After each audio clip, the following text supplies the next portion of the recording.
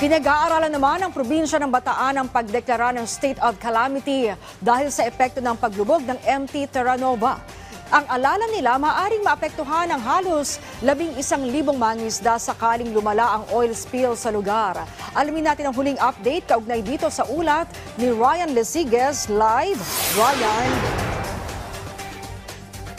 Kaugnay sa usapin ng deklarasyon ng state of calamity ay inaantay na lamang ngayon ng Provincial Disaster Risk Reduction and Management Council ang approval mula sa provincial government. Sa ngayon hindi pa nasisimulan yung pag-siphon o yung paghigop doon sa langis na karga ng MTKR Terra Nova. Ay hindi pa tapos yung pagselyo doon sa 24 na valve. Sa ngayon nananatili sa 19. Ang sabi ng Philippine Coast Guard, binalikan daw kasi nila yung mga naselyuhan na nitong mga nakarang araw para matiyak na hindi magkakaroon ng disgrasya sa oras na simulan yung paghigop ng langis. Sa kabila niyan ay sinabi ng Philippine Coast Guard na nananatili naman sa 1 litro kada oras ang tagas mula doon sa barko.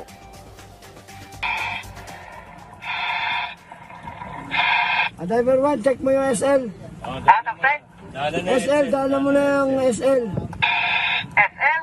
Roger. HL. High level alarm. Mabusisi, maingat. Ganito kamitikuloso ang pagsiselyo ng Philippine Coast Guard sa mga valve at pipe ng lumubog na MTKR Terra Nova upang mapigilan ang pagkalat ng karga nitong langis. Give me a long view. Long view. Give me a long view. Focus na camera. Stop. Okay. Good. Wala pa tayo kung anong COT yan. Continue. Sabi ng PCG, naisara na ang mga tumatagas na valve. Pero kailangang tiyakin na hindi na ito muling tatagas pa. Selyado na ang 19 sa 24 na pressure valves at high-level alarm sensor ng MTKR Terra Nova. Tama po kayo dyan, sir. So, ang tinitingnan po natin ngayon is, at ang challenges po ng mga salvage operators po natin, ng mga divers po natin is yung kuryente po sa ilalim ng dagat. Kaya po natatagalan sila at nahihirapan sa pagkakandak nito. Do, ang operation naman po natin ay 24/7. Tuloy-tuloy po yung ginagawa nilang assessment, tuloy-tuloy po yung pagsisil at recapping ng mga valves natin. Hindi basta-basta ang siphoning oras na simulan ito. Well, yun nga po, kapag po nag-conduct kasi po tayo ng siphoning, mag-o-open po tayo ng mga valvula. At kapag nag-open po tayo ng mga valves, definitely sir, may mga posibleng kumawala na mga langis at magbago po yung yung bigat po ng barko, gumalaw siya and things of that nature po na inaasahan natin na posibleng magkaroon ng pagbabago kung saan nakapwesto po yung mga nailagay. Wala nang 500 metro ang ating layo doon sa mismong pinaglubugan o yung ground zero kung saan lumubog yung MT Terra Nova dito sa karagatan na sakop ng Limay, Bataan. At mula dito, kita na natin yung mga barko ng Philippine Coast Guard at yung mga oil spill boom na kanilang inilagay. Nandirito na rin itong barkong ito na nasa aking likuran na Helen Marie kung saan ilalagay yung mga hihiguping langis mula doon sa barko. Pinag-aaralan na ng provincial government ng Bataan ang pagdedeklara ng state of calamity dahil sa epekto ng paglubog ng MTKR Terra Nova. Sa pagtaya ng lokal na pamahalaan, aabot daw sa 11,000 mangingisda ang maapektuhan oras na lumala ang sitwasyon dahil sa oil spill.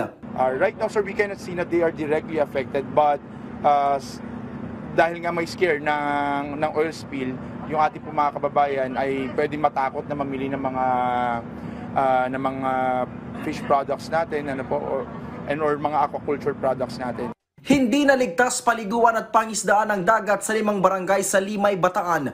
Kontaminado na kasi ito ng langis batay sa water quality test ng DENR. Nasa 5 to 30 milligrams per liter ang nakuhang langis at grasa sa water samples.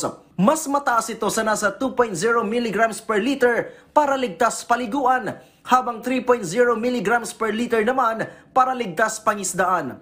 Siguro the fact na it's above standard, may epekto yan definitely sa huli at sa tao.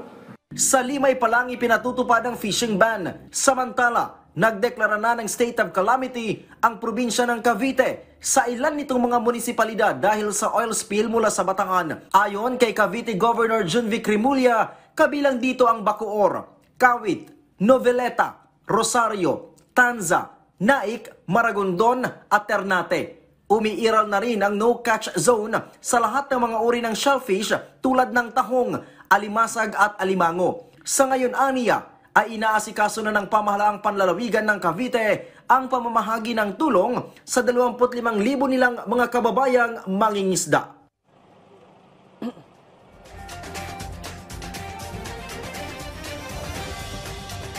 Maan, kanina ay nagtungo na dito si Undersecretary Maria Rosario Vergere at sinabi niya na bagamat gumaganda na yung sitwasyon dito ay kanila paling pinaghahandaan yung posibleng epekto nga nitong oil spill na to. Sa ngayon ay nakahanda na daw yung kanilang mga toxicologist dyan sa Bataan General Hospital. Sakasakaling kailanganin ng mga residente dito. Tuloy-tuloy din yung kanilang ginagawang water sampling doon sa groundwater, yung pinagkukunan ng tubig na maiinom ng mga residente dito para matiyak na hindi ito kontaminado ng langis mula doon sa lumubog na motor tanker.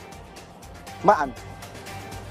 Ryan, nanawagan ang DILG sa mga salon at barbershops na kung pwede ay i-donate yung mga pinaggupitang buhok.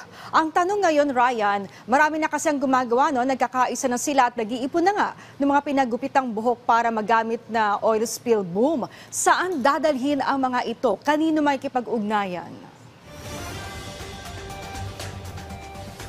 Well, dito Maan, kanina ay halos maghapon ay kausap natin yung mga taga-PDRRMO at yung ilang mga representative pa mula sa provincial government. Hindi pa nila napapag-usapan so far kasi Maan, kung dito mismo sa may bahagi ng Limay, Bataan, sa kanilang mga shoreline ay walang bakas ng oil spill. Kanina nakapunta tayo doon sa may mismong ground zero. Nasa 300 meters yung ating layo mula doon mismo sa pinaglubugan ng barko. Pero ang contained doon sa oil spill boom ng Philippine Coast Guard, yung tagas ng langis. Yung mga oil spill lang naman ngayon na nakita base doon sa isinagawang aerial survey Maan ay doon sa may bahagi ng Cavite at dito sa may bahagi ng Bulacan. Sinasabi ng Philippine Coast Guard na packet lamang or oil sheen na lamang. Now, yung mga pictures na nagkakalat, partikular na yung mga pinupost ng Greenpeace ay subject for validation daw yan ayon sa Philippine Coast Guard. Maan. Alright, maraming salamat sa iyo, Ryan Lesigues.